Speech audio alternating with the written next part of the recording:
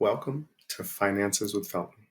My name is Jeremy, and I've been getting a lot of questions about flex spending accounts. So today, I wanted to go over flex spending accounts for you, and we'll see all the different accounts that are available to you. It's also available for dependent care with military members too. So please feel free to leave me any comments or questions down below, and we'll get into it. First, to be able to get an FSA or flex spending account, you have to enroll during open season. Currently, open season is going till December 11th. It started on November 13th. As of this recording, you have about 22 days to take advantage of the open season. If you need to change any of your medical, dental, or eye care needs, you have to do it during this open season. The only other option is if you have a life-changing event, which would be a change in your employment or a change in your family status. Now that we've gotten through this, let's talk about the healthcare flexible spending account. It is a money option that you have to enroll in. Again, you have to enroll every year for any of these. And currently in 2024, the maximum will be $3,200. So if you want to do the maximum, you get paid every 2 weeks. You're going to put in $123 approximately every 2 weeks to have the maximum amount for your healthcare flex spending account. What that will enable you to do is be able to use that money on January 1st of the following year that you're putting in for. So it's 2023. I enroll into my health flex spending account. And on January 1st, 2024, I am allotted that whole amount from day one. You will continue to pay that throughout the whole year, whether you use it right away or you don't. So you can use this for medical, dental, vision, and also any extras that kind of fall into those categories. So even if it's like a chiropractor, or it's a first aid kit, cough syrup, massage therapy, there are a lot of options that you can use this for, and I can link that down below so you can take a look at that. And those will be the eligible healthcare flex spending account options that you have. But what happens if you don't use all the money?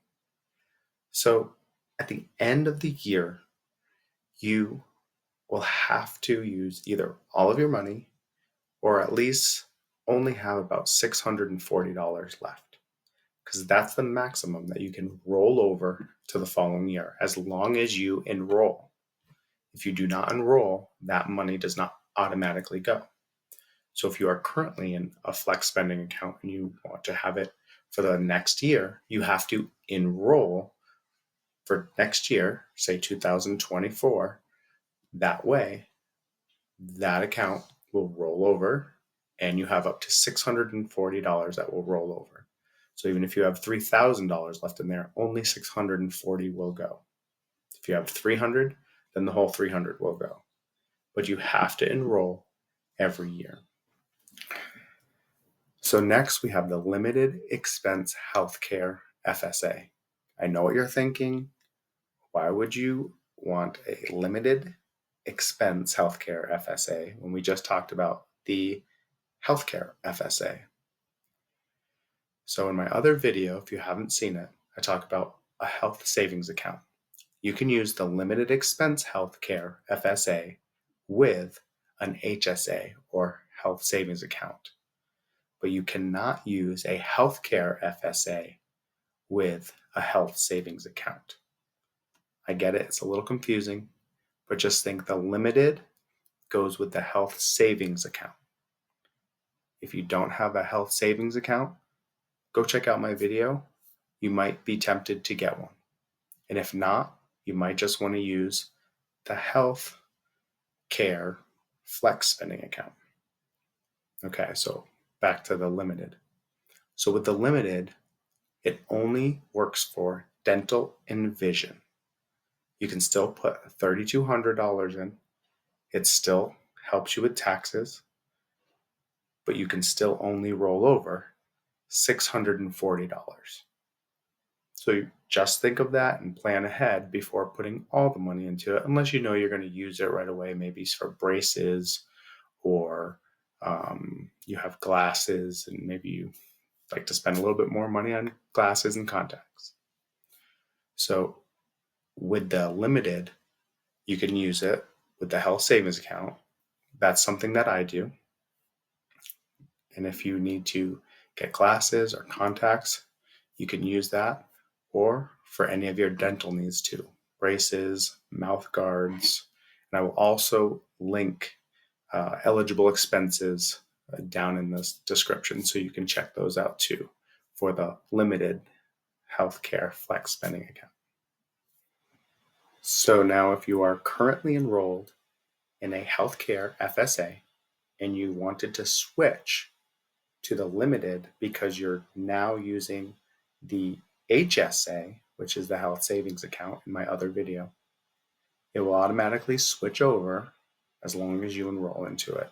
So you can still roll over that $640 from your flexible spending account to your new limited flexible spending account. So don't worry, you won't lose any money if you decide to get an HSA and you want to move to the limited. And the last one we'll cover is the Dependent Care FSA and the Military Dependent Care FSA. They're pretty much on equal terms. So just remember, if you know someone has military and they could use this, please let them know. So this is not just for a child care either. If you have someone who is living in your home and they are a spouse, a relative, and they are physically or mentally incapable of self-care, you can use the Dependent Care FSA for your benefit. So the money options on this are a bit different. If you are married and you filed separately, I know this isn't to taxes, but this is just the way it works. So if you're married, file separately, you can do a max of $2,500. If you are married and filing jointly, if you're straight single or just a head of household, you can do a max of $5,000. Again, married filing separately, you could do $2,500. For married, single, head of household, $5,000. So this can be for adult care, preschool, before and after school, and I will also link the Dependent Care FSA eligible expenses down below. You can use this HSA with a limited FSA and an HSA as well. Just so you know, you can combine them all together. The only thing with the dependent care, none of them roll over. You can't roll over any money. You have to use all the money within the time frame. There's a caveat to this. So what is this caveat? Well, at the end of the year, you still get an extra 2.5 months of a grace period to incur any other charges on that dependent care. So just to reiterate, you have 2.5 months extra to use that money. So December 31st comes around, you still have till mid-February to then say, I've used it for XYZ dependent care. Now, any bills that you have, you just have to have them submitted by April 30th, and you will get your money back for those incurred charges. And just getting back to my military members, the military dependent flex spending account is the only option for you, but it is an option, so please take advantage of it. I don't think enough people know about it, so if you know anybody in the military, please let them know of this option. Thank you so much for joining me. I know that we covered a lot today in a short amount of time, so if there's any questions, drop them in the comments and I will definitely answer your questions. And please take care of each other. Have a Happy Thanksgiving, and just know that the first French fries were not cooked in France. They were cooked in Greece.